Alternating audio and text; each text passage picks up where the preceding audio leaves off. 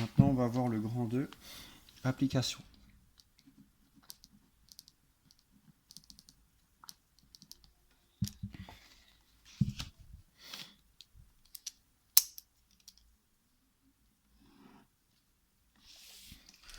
Donc il y a deux choses à savoir faire avec le coefficient de proportionnalité.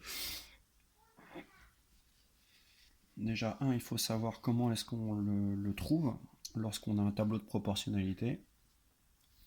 Et 2, il faut savoir l'utiliser quand on doit remplir un tableau de proportionnalité. Donc 1, déterminer le coefficient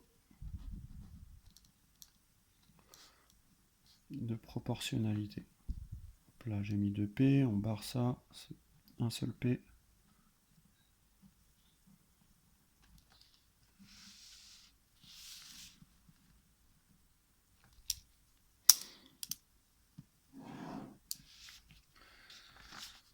Alors, pour trouver le coefficient de proportionnalité, il suffit d'appliquer notre formule là. Ça veut dire que dans un énoncé et dans un exemple, vous aurez toujours un tableau qui sera donné, complété en entier. Et il faudra trouver le coefficient de proportionnalité. Donc si je donne par exemple une ligne avec 2, 3, 5, et si je mets 1,4, si je mets 1,6, si je mets 6,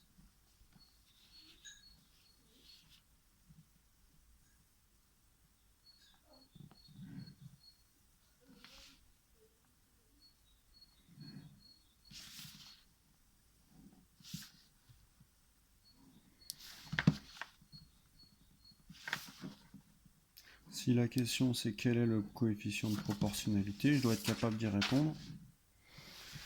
Et en même temps, il faut savoir aussi justifier si on a une situation de proportionnalité. Donc la question que je vais poser, c'est le tableau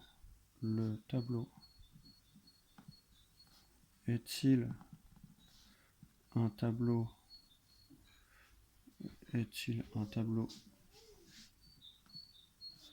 de proportionnalité?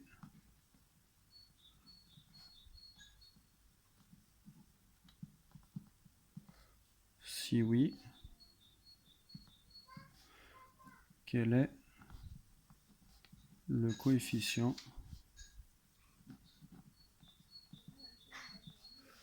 de proportionnalité?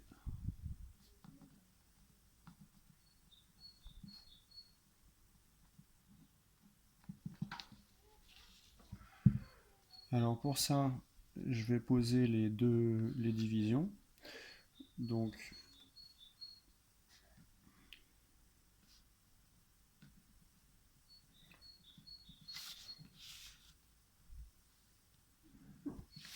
ce que j'appelle les rapports c'est les divisions. Donc je vais poser la division comme on l'a vu dans le cours ici, de la deuxième ligne divisée par la première ligne. Je vais donc écrire 1,4 divisé par 2. En dessous, je vais écrire 1,6 divisé par 3. En dessous, je vais écrire 6 divisé par 5. Et je vais taper ça à la calculatrice.